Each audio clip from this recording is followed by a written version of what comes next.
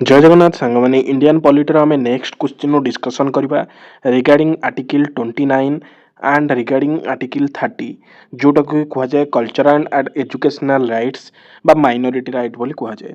376 number question है which of the following article under cultural and educational rights are available only to the citizen of India तो answer टा हो article 29 and 30 या व्यतीत fundamental right रो article 15 article 16 और article 19 एटा मध्य only to the citizen of India पई available 377 number question according to article 29 clause 1 which of the following criteria defines a section of citizen having the right to conserve their own identity or distinct identity तो तांकर distinct identity कौन कौन जोटा कि conserve करबा पई article 29 clause 1 सेटा allow करिछि सिटीजन मानको आंसर होछि language script and culture option A 378 number question कौन under article 30 clause 1 of the Indian constitution minority have the right to establish and administer educational institution of their own choice or of their choice based on what based on religion और language तो minority माने तांकर इच्छा अनुसार से माने educational institution मध्य open करि परिबे जोटा कि हमर आर्टिकल 30 क्लॉज 1 अलाउ करूची आउ रिलीजियन आउ लैंग्वेज बेसिस रे 379 number question what is the fundamental difference regarding right to property and property acquisition between article 26 and 30 तो आर्टिकल 26 रे कौन कहूची आर्टिकल 26 रे कहूची कंपेनसेशन विषय रे किंतु आर्टिकल 30 रे कहूची ड्यू कंपेनसेशन विषय रे ए जो ड्यू वर्ड टा बहुत इंपोर्टेंट तो ड्यू कंपेनसेशन हेले 30 आ 26 होची कंपेनसेशन विषय रे तो answer is option B next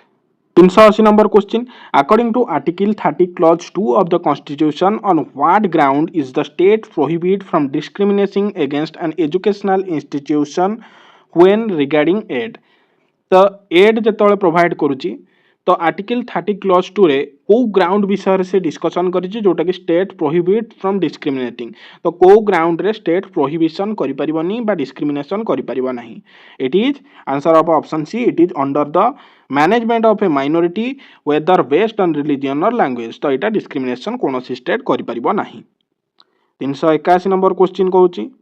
Can a minority educational institution that receive aid out of the state fund deny admission to students of other community कौन गोटे minority institution जे कि state ठारू funded होउथबो state द्वारा सी आउ जणे माइनॉरिटी बा कोनोसी अलगा कम्युनिटी रो स्टूडेंट को डायरेक्ट मना करि परिबो कि आंसर होची no they can not deny admission to student of other community option B हेजिबो आंसर 382 नंबर क्वेश्चन कहूची in landmarks Saint Stephen College versus University of Delhi 1992 judgment, the Supreme Court held that minority educational institution can receive up to what percentage of seat of their own community. Answer होची से माने up to 50% पर्यंत तांकर निजर community पई seat reserve रखि परिबे ता व्यतीत नेक्स्ट जो 50% सेटा अलग कम्युनिटी मध्य देई परिबे next question 383 number in which case did the Supreme Court hold that the state should not interfere in the affairs of unaided minority educational institutions including professional colleges except for maintaining minimum academic standard तो minimum academic standard maintenance व्यतीत आउ कोनोसी भी प्रकार interfere state करि परिबो नाही बोली माइनॉरिटी एजुकेशनल इंस्टीट्यूशन गुडे करे जोड़ा कि अनएडेड माने जोड़ा कि स्टेट फंडेड नुहु तो सेटा को केस रे क्वाइथला answer of the option C TMA Pai foundation and others versus state of Karnataka option C 384 number question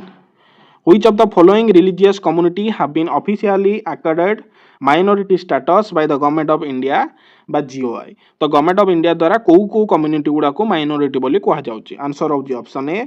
Muslim Christian Sikh Buddhist Parsis Jains तो ओनली हिंदू होचंती से माने होचंती मेजॉरिटी रिलीजन ता व्यतीत आउ सब रिलीजन को माइनॉरिटी बोली कहा जाउची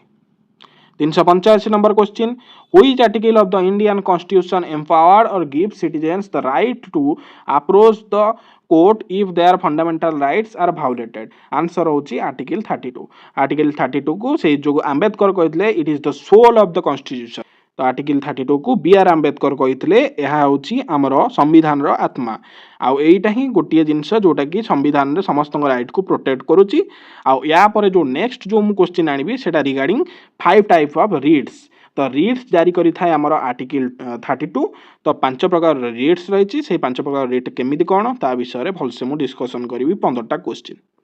thank you for this session Jai Hind जय भारत।